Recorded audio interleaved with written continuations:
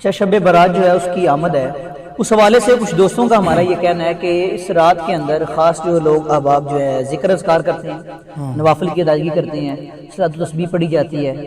اس حوالے سے دوستوں کا یہ کہنا ہے جو آپ یہ کام کرتے ہیں اس رات کے اندر، یہ بدعات ہے، یہ فضول چیزیں ہیں، یہ اسلام میں آپ نے داخل کر دی گئی ہیں چیزیں، یہ آپ نے داخل کی ہیں، اسلام سے اس کا کوئی تعلق نہیں ہے، یہ آپ کیوں ایسا کرتے ہیں؟ اس حوالے سے کچھ آپ گفتگو فرما دیں۔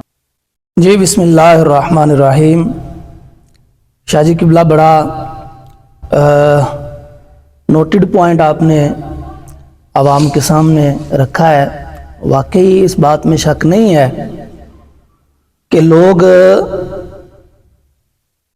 ان چیزوں کو جو شب برات میں اہل سنت کے ہاں ہوتی ہیں،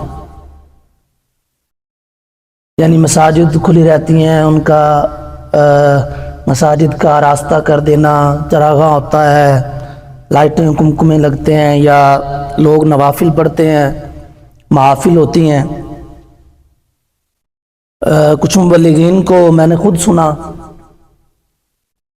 جن میں سر فہرست ڈاکٹر اسرار صاحب مرحوم، ان کا بھی ایک دو ویڈیو کلپ تھا جو ہم تک پہنچا۔ ہاں جی، اصل میں شاید کسی چیز کو حرام کہنے کے لیے یا ناجائز کہنے کے لیے سب سے پہلی چیز تو یہ ہوتی ہے کہ اس کے جو کرنے والے ہیں جی ان کو دیکھا جائے کہ وہ کس نیت سے کر رہے ہیں، جی وہ اس چیز کو کیا سمجھ کے کر رہے ہیں۔ جی یوں لیں آپ اس مثال کو کہ ہم شب برات کی رات چراغاں بھی کرتے ہیں اور محافل ہوتی ہیں، ذکر اذکار کیا جاتا ہے، رو رو کر دعائیں کی جاتی ہیں، تلاوت قرآن کی جاتی ہے، نوافل پڑھے جاتے ہیں۔ سب سے پہلے تو ہمیں پوچھنا چاہیے نا، لوگ ہمیں پوچھیں کہ ہم اس کو کیا سمجھتے ہیں، ہماری نیت کیا ہے؟ اس کو فرض سمجھ رہے ہیں، اس کو واجب سمجھ رہے ہیں، جی یا سنت سمجھ رہے ہیں، یا نفل سمجھ رہے ہیں۔ جی ہم تو خود کہہ رہے ہیں کہ یہ نفل ہے، اور نفل آپ سمجھتے ہیں، نفل کا مطلب یہ ہوتا ہے زائد، یعنی اصل عبادت سے جو زائد ہے اس کو نفل کہا جاتا ہے۔ اور نفل کا حکم یہ ہے کہ اگر اس پر عمل کر لیا جائے تو ثواب ہے، نہ کیا جائے تو گناہ نہیں ہے، اس کا مستحب ہے، نہ کر لیں تو ثواب ہے، نہ کریں تو گناہ نہیں ہے، اس کا گناہ نہیں ہے۔ اگر تو اہل سنت کے ہاں اس کو واجب سمجھا جائے یا اس کو فرض سمجھا جائے تو پھر آپ کہہ سکتے ہیں کہ یہ بدعت ہے، کیونکہ اللہ رسول نے اس کے حوالے سے باقاعدہ کوئی چیز ہم پر فرض اور واجب نہیں قرار دی۔ جب ہم خود نفل کہہ رہے ہیں، کیا دیگر جو مذاہب ہیں یا جو شب برات کی رات اپنی مساجد بند رکھتے ہیں ان کے ہاں دیگیں نہیں پکتی؟ کبھی پکتی ہیں، لازمی پکاتے ہیں، لوگوں کو کھانا کھلاتے ہیں۔ جی کھلاتے ہیں۔ اس کو کیا سمجھ کے کھلاتے ہیں؟ کہ اللہ کی راہ میں اللہ کے بندوں کو کھلا رہے ہیں ثواب کی نیت سے۔ وہ قرآن نہیں پڑھتے، پڑھتے ہیں، اس لیے نعتیں نہیں پڑھتے، نعتیں چلے ان کے مقدر میں نہیں ہیں، حمد تو پڑھتے ہیں نا، یعنی اکٹھے ہو کر ذکر کی محفل تو کرتے ہیں نا، دعائیں بھی کرتے ہیں۔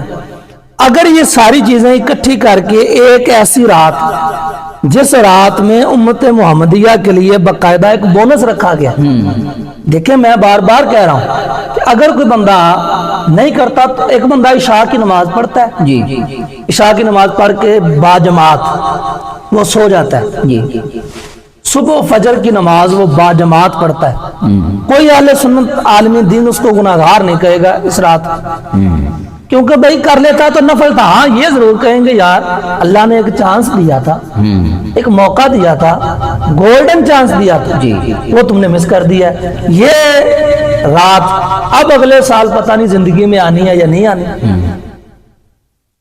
اب رہی یہ بات کہ اس رات کو خاص کیوں کیا جاتا ہے ان عبادات کے لیے۔ شب برات میں اگرچہ صحابہ سے یا نبی پاک صلی اللہ علیہ وسلم سے یا اس کے بعد تابعین سے باقاعدہ محافل سجا کے، مساجد سجا کے، یا نوافل کی جو ہم تقریبات کرتے ہیں، یہ چیزیں نہیں ملتی، لیکن 15 شعبان المعظم کی فضیلت وہ احادیث سے ملتی ہے۔ صحیح. یعنی اس رات میں کیا ہوتا ہے جی. کہ اس رات کو کن انعامات سے نوازا گیا.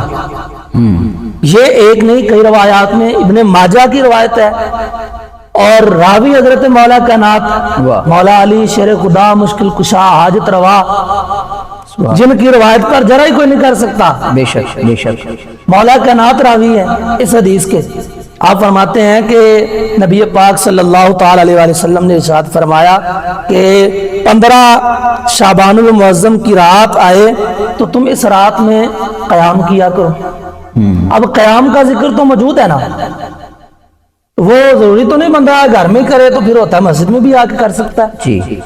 اس حوالے سے اگر مسجد کھول دی جائے تو اس میں عرض کیا ہے؟ کوئی حرج نہیں ہے. ساتھ فرمایا صبح اٹھ کے جی جب یعنی اگلا دن آئے جی. رات قیام کرو, اس کے اگلے دن جو ہے وہ تم روزہ رکھو. روزہ رکھو. جی روزے باقاعدہ مولا کائنات سے یہ روایت موجود ہے کہ روزہ رکھو. اور ساتھ فرمایا کہ اس رات, ویسے تو ہر رات ہی اللہ تبارک و تعالی رات کے آخری حصے میں اپنی شان کے مطابق آسمان دنیا پر اپنا ظہور فرماتا ہے, لیکن اس رات مغرب سے لے کر جس کو کہہ لینا آپ نیکیوں کی سیل ہے, جی جو میں نے پہلے لفظ بولا گولڈن چانس ہے, چانس ہے کہ اس رات مغرب کے وقت ہی یہ صدا بلند ہو جاتی ہے. اللہ تعالیٰ خود اپنا اجلال فرماتا ہے اور فرماتا ہے کہ ہے کوئی بخشش مانگنے والا میں اس کو بخش دوں. سبحان اللہ. ہے کوئی رزق مانگنے والا میں اس کو رزق عطا کروں. ہے کوئی گناہوں کی معافی طلب کرنے والا میں اس کے گناہوں کو معاف کر دوں. تو یہ روایات ایک نہیں کئی ایک ملتی ہیں کہ جن میں اس رات کی فضیلت ضرور بیان کی گئی ہے. تو اس رات کو اگر خاص کر کے اس میں عبادات کی جاتی ہیں تو اس سے چلو آپ یہ کہتے ہیں بدعت ہے یا یہ ثابت نہیں ہے, آپ یہ بتا دیں کہ کہیں اس کو منع کیا گیا ہو. یہ بھی بات پوائنٹ. کسی ایک بزرگ عالم دین نے اکابر میں سے آج سے 100 سال پہلے کی کوئی کتاب نکال دے ہمیں, جی پوری ملت آل حدیث جو ہے آل نجد جو ہے ان کو میں کھلی دعوت دے رہا ہوں چیلنج کرنے کی. ہمیں اتنی عادت نہیں ہے, کبھی کبھار وہ کہیں موقع ہو تو وہ بھی کرنا بھی چاہیے. جی ہم دعوت دیتے ہیں اس بات کی کہ 100 سال پچھلی کوئی کتاب نکالیں, اس میں سے کہیں نکال کے دے دیں کہ یہ منع ہو, ہاں اس کو اس طرح کرنا یہ ثابت ہے. حضرت امام حسن مجتبی جو جن کو شہزادہ رسول کہا جاتا ہے, اپنا بیٹا کہا نبی پاک صلی اللہ تعالی علیہ وآلہ وسلم نے, ان کی عبادات میں تو شک نہیں نہ ہو سکتا. اگر یہ بدعتی ہے اور وہ بدعت ہے جو تم مراد لیتے ہو, ہم اگر بدعت بھی مراد لیں تو بدعت حسنہ مراد لیتے ہیں, اس کا باقاعدہ ثواب ہوتا ہے. جی جس کا کرنے والے کو ثواب ہے اور جو اس کی پیروی کر کے اس کی تقلید کر کے اس کو فالو کر کے اس پر عمل کرے, عمل کرنے والے کو بھی ثواب ہے اور جس نے وہ کام اچھا شروع کیا ہے اس کو بھی اس کا ثواب ہے, اس کو بھی اس کا ثواب ہے. یہ وہی تراویح والی روایت آپ لے لیں جس کو نعم البدعۃ ھذا حضرت عمر فاروق نے کہا تھا. ہاں جی ہاں جی. بدعت بھی اگر مراد لیں تو وہ بدعت مراد لیتے ہو. اگر تم اس سے بدعت سیئہ مراد لیتے ہو یعنی بری بدعت جو ہے وہ بدعات جن کو اسلام میں منع کیا گیا, جن سے باقاعدہ سرکار نے فرمایا کہ میرے بعد تم ان چیزوں میں مبتلا نہ ہو جانا. حضرت امام حسن کبھی اس کو اس رات کو اس طرح اس انداز سے گزارتے. اگر یہ بدعت ہوتی, بدعت سیئہ ہوتی, حضرت امام حسن کے بارے میں آتا ہے کہ آپ اس رات کے 3 حصے کرتے. ایک حصے میں اپنے آقا مولا صلی اللہ تعالی علیہ وسلم اپنے نانا جان آپ پر درود و سلام پڑھتے. سبحان اللہ. ایک حصے میں دعا و استغفار کرتے اور ایک حصے میں نوافل ادا کرتے ہیں. یہ 15ویں شعبان کی جو 15 شعبان کی یہ روایت جو موجود ہے القول البدیع کی روایت ہے. اگر آپ نے بات کی ہے تو میں 7 صفحہ بھی بتا دیتا ہوں. اس کا صفحہ نمبر 396 ہے. امام حسن مجتبی کے بارے میں موجود ہے. پھر دیکھیں آپ کہ بعض چیزیں ایسی ہیں کہ جن کا صرف فائدہ ہی فائدہ ہے, کسی اینگل سے بھی اس کا نقصان کوئی آپ نہیں ثابت کر سکتے. صرف فائدہ ہے، موقع اچھا ہے، رات مل گئی ہے جی۔ اس رات میں آ کر آپ کیا کر رہے ہیں یار زیادہ سے زیادہ؟ ہاں ہم خود اہل سنت و جماعت کے ہاں ایک نہیں کئی ایک کتابوں میں ملے گا آپ کو کہ جو صرف علماء پاک و ہند کی کتابیں ہیں، کیونکہ یہ چیز ہوتی پاک و ہند میں ہے، یہ جو بعض میں سمجھتا ہوں غافل لوگ، دین سے لا علم اور بے خبر لوگ، شب برات کی رات یہ پٹاخے وغیرہ یا یہ جو کرتے ہیں آتش بازی کرتے ہیں وغیرہ کرتے ہیں، اس سے ہم منع خود کرتے ہیں، صحیح، بلکہ ہم اس کو باقاعدہ حرام قرار دیتے ہیں، ناجائز قرار دیتے ہیں۔ ہمارے بزرگوں نے یہاں تک لکھا ہے کہ یہ کیونکہ آتش بازی جو ہے یہ شروع ہی نمرود سے ہوئی، جب انہوں نے سب نے مل کر حضرت ابراہیم کو آگ میں پھینکا، وہ پھینکنے کے جشن میں انہوں نے آگ کے انگارے بنا کر آسمان کی طرف اچھالے، یعنی تاریخ انسانیت میں پہلی بار جو اس طرح آگ کے انگارے بنا کر ہوا میں اچھالے گئے جشن کے طور پر، یہ نمرودیوں نے شروع کی۔ نمرودیوں نے شروع کی ہے۔ تو ہم تو خود نوجوانوں کو یہ دعوت دیتے ہیں کہ اب آپ نے خود غور کرنا ہے کہ بھئی سرکار فرماتا ہے من تشبہ بقوم فہو منہم، تو جس قوم کی مشابہت اختیار کرتا ہے وہ انہی میں سے ہوتا ہے۔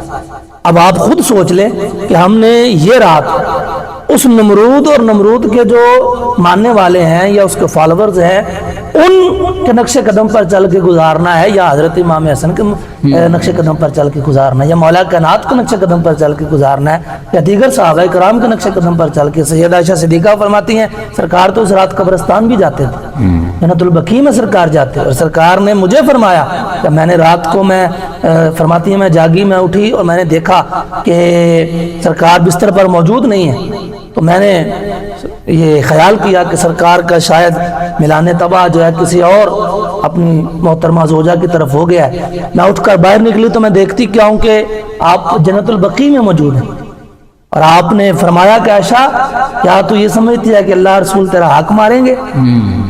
آپ فرماتی ہیں میں نے عرض کیا کہ یا رسول اللہ یہ حق مارنے کی بات نہیں، آپ مالک ہیں، آپ جہاں چاہیں وہاں بے شک تشریف فرما ہو سکتے ہیں۔ بے شک۔ آپ نے فرمایا ایسا جانتی ہو یہ کون سی رات ہے؟ فرمایا یہ شعبان کی 15ویں رات ہے، واہ، اور مدینے میں جو قبیلے ہیں بڑے بڑے ان میں سے جو قبیلہ بنو کلب ہے وہ بکریاں پالنے میں بڑے مشہور ہیں۔ ہاں جی۔ قبیلہ بنو کلب کی بکریوں کے بالوں کے برابر سبحان اس رات اللہ تعالیٰ میری امت کے لوگوں کی بخشش فرماتا ہے۔ سبحان اللہ، تو بعض چیزیں ثابت ہیں فردن فردن، ان سب چیزوں کو ملا کر اگر ایک ترتیب دے دی جائے تو اس میں حرج کیا ہے؟ اس میں بدعت ہے کہاں؟ بالکل ٹھیک، کون سا کام ہے جو بدعت ہے؟ قبر پر جانا بدعت ہے؟ سرکار خود گئے ہیں، بے شک، وہ بدعت جو بدعت ہے سیاح مراد لے، جی۔ قرآن پڑھنا بدعت ہے، نفل پڑھنا بدعت ہے، ذکر خدا کرنا بدعت ہے، سرکار کی نعت پڑھنا، کیا بدعت ہے اس میں؟